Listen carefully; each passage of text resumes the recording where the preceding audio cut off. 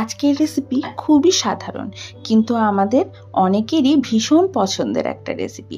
আশা করি দেখেই বুঝতে পারছো আজকে বানাবো ইলিশ মাছের মাথা দিয়ে কচুর শাক। বানাবো বললাম, আজকের রেসিপিটা কিন্তু আমি বানাইনি, এটা বানিয়েছে আমার শাশুড়ি মা।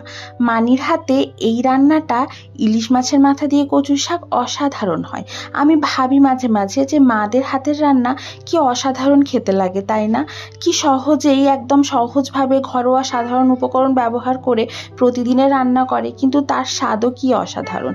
এই যেরকম মানির হাতের কচুর শাক ইলিশ মাছের মাথা দিয়ে এত ভালো লাগে খেতে যে আমি বিয়ের পর থেকে এখনো অবধি এই রেসিপি কখনো নিজে বানানোর চেষ্টাও করিনি। সেমভাবে মায়ের হাতের কিছু কিছু রান্নাও অসাধারণ খেতে হয়, যেগুলো আমি অনেকবার চেষ্টা করেও মায়ের মতো বানাতে পারিনি। কচু শাকের রেসিপি তোমাদের আর আলাদা করে কি বলবো, আশা করি তোমরা দেখলেই বুঝতে পারবে এমন কিছুই রকেট সায়েন্স নেই এটাতে, হয়তো শুধু রয়েছে হাতের জাদু। তাই এই রেসিপির জন্য আলাদা করে তোমাদের আর রেসিপি বললাম না, ভালোবাসা দিয়ে বানালেই আশা করি এই রেসিপি খেতে ভীষণ ভালো হবে।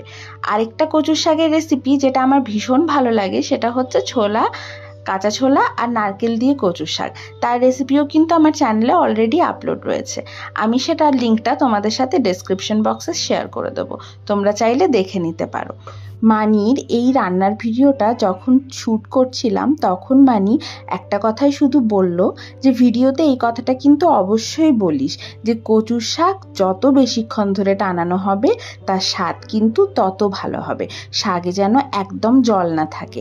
তাই গ্যাসের ফ্লেম লোতে করে অনেকক্ষণ সময় ধরে এটাকে একদম টানিয়ে নিতে হবে যাতে একটুও জল না বেরোয়, তাহলে কচুর শাক খেতে দুর্দান্ত হয়। আশা করি এই ছোট্ট টিপসটাও তোমাদের কাজে লাগবে। আর রান্নাটা তো তোমরা দেখেই নিলে, আমি তাও রান্নাটা স্ক্রিনে মেনশন করে দেব, তোমরা চাইলে একটু দেখে নিতে পারো। চলো আজকে এটুকুই, ফিরে আসবো আবার অন্য কোনো রেসিপি নিয়ে, ততক্ষণের জন্য টাটা।